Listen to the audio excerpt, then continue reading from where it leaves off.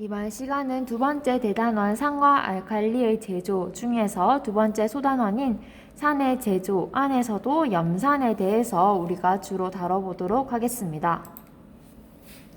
먼저 이번 시간 배울 내용을 본격적으로 시작하기 앞서 선생님이 사진 한 장을 준비했는데 이 사진에 보면 개비스콘이라고 적혀 있고 적혀 있는 약품이 있는데 이 약품은 우리한테 광고 장면으로도 유명한 약품인데 그 광고 장면 중에서 보면은 뭐 편안 이렇게 해가지고 되게 사진으로 많이 떠돌아다니는 그런 광고 장면이 있는데 그 광고 장면 속에 나오는 제품이 바로 이 개비스콘이라고 하는 것입니다. 이 개비스콘은 그 종류가 바로 제산제인데 제산제라고 하는 것은 산을 제거한다 라고 하는 것을 우리가 제산제라고 하는데 이 개비스콘을 우리가 먹게 되면 우리가 입안에서 위액이 분비될 때 우리는 신맛을 느끼게 되고 이러한 제산제를 먹음으로써 위액이 분비되는 것을 막는다 라고 해서 우리가 제산제라고 이야기합니다. 우리가 위액이 분비될 때 입안에서 신맛을 느끼게 되는데 그 이유가 이 위액의 성분이 염산의 성분을 가지고 있기 때문입니다. 지난 시간에도 선생님이 이야기한 것처럼 산성을 가지고 있는 물질들은 대체로 신맛이 난다고 이야기했고 그렇기 때문에 이런 염산 성분을 가진 위액이 분비되면 우리 입안에서는 신맛을 느끼게 되는 것입니다.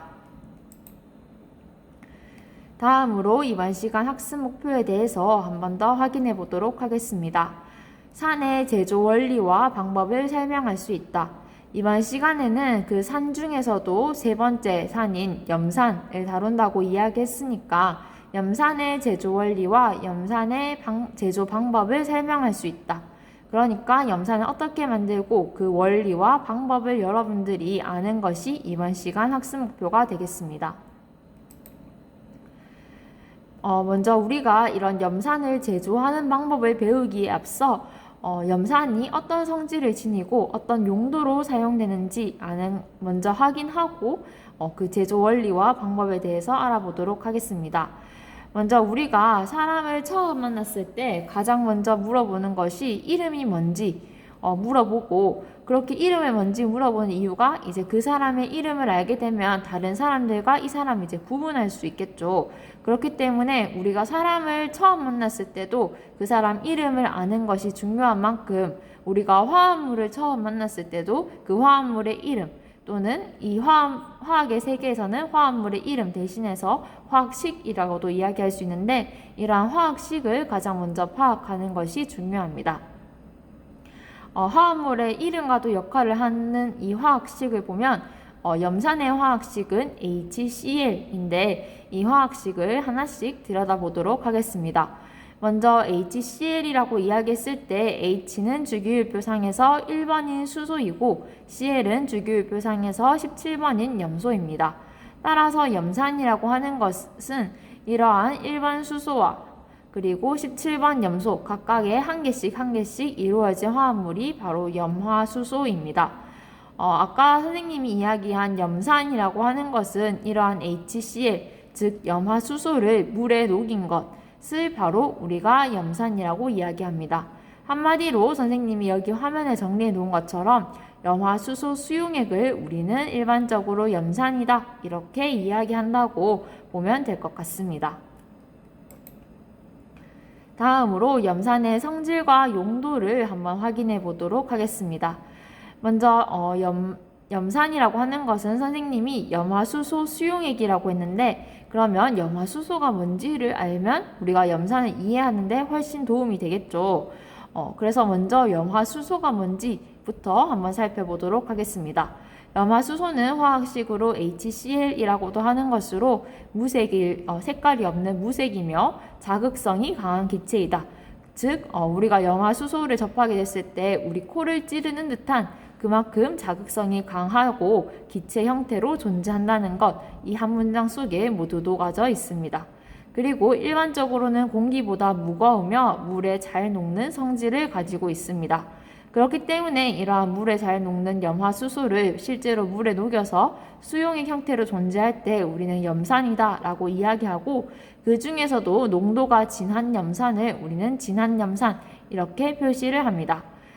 진한 염산을 한번 살펴보면 두 번째 해서 염화수소 기체가 35% 녹아있는 수용액이다 이렇게 있는데, 그러니까 염화수소 기체를 물에 녹였는데 그 농도가 35%이다 이 말입니다.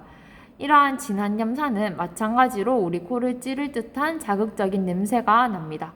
그래서 여러분들이 실습실에서 이러한 염산을 마주할 때는 반드시 안전에 주의해야 한다는 점 한 번 더 짚고 넘어가도록 하겠습니다.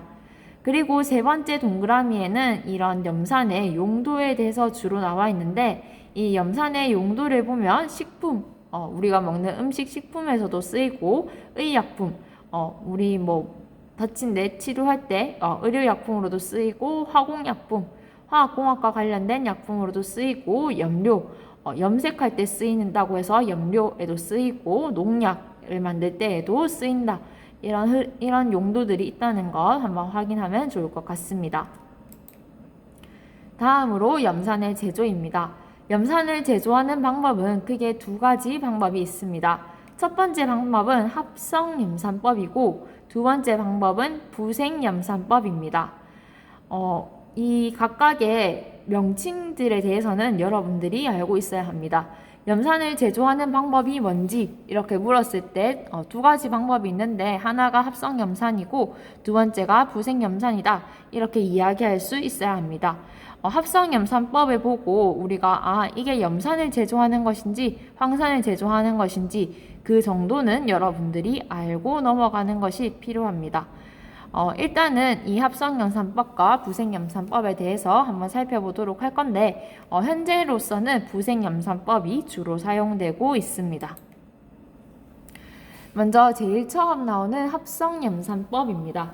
이러한 합성염산법을 만들 염산법에서는 그 출발점이 바로 소금 수용액, 그러니까 소금을 물에 녹인 소금물이라고 하는 것을 우리가 전기분해시키게 되면 수산화나트륨, NaOH 자주 나왔었는데, 이러한 수산화나트륨을 얻을 수 있고, 또 추가적으로 수소기체와 염소기체를 얻을 수 있습니다. 이렇게 얻은 수소기체와 염소기체를 합성, 이렇게 반응을 시켜서 우리가 얻고자 하는 염화수소를 얻게 됩니다. 밑에 이렇게 화살표해서 흐름이 나와 있는데, 이 흐름 한번 보면은 H2와 Cl2, 수소기체와 염소기체에서 출발을 해서 이것들을 이제 반응시켜서 최종적으로 합성염산 또는 염화수소 기체를 얻을 수 있다는 것, 그 출발점에 있는 물질과 최종 물질을 한번 확인하고 넘어가면 좋을 것 같습니다. 다음으로 부생염산법입니다. 이 부생염산법이 우리가 공업적으로 흔히 많이 사용되는 방법이기 때문에 이 부생염산법은 꼭 기억하면 좋을 것 같습니다.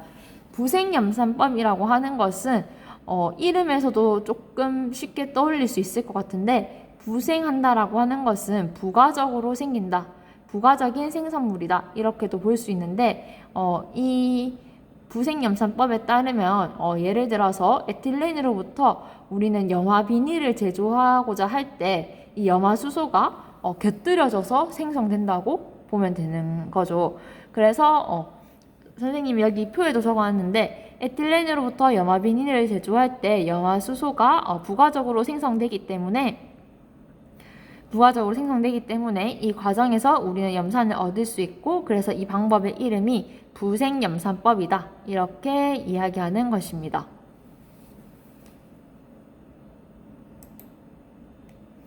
다음으로 이번 시간까지는 이제 염산에 대해서 배웠고, 그 다음부터는 이제 알칼리 또는 염기라고도 이야기하는데, 염기의 제조에 대해서도 배워보도록 하겠습니다. 온라인 클래스 기간 동안 우리가 산염기 구분하는 방법이라던가 황산의 제조 방법, 질산의 제조 방법, 염산의 제조 방법 이런 것들에 대해서 쭉 배워보았습니다. 특히 선생님이 강조하는 것은 이런 산과 염기를 구분하는 방법은 적어도 여러분들이 꼭 한 번 더 보고 오기를 선생님이 바랍니다. 그만큼 자주 나온 내용인 만큼 꼭 보고 오면 좋을 것 같고, 이런 산과 염기의 구분, 황산 제조, 질산 제조, 염산 제조에 대해서는 여러분들이 다시 계약을 했을 때 한 번 더 다룰 예정이니까 그래도 다룰 예정이라고 하더라도 그래도 한 번 더 보고 오면 좋을 것 같습니다. 오늘 수업은 여기까지 하도록 하겠습니다. 수업을 듣는다고 모두 수고했고 이상으로 수업을 마치겠습니다.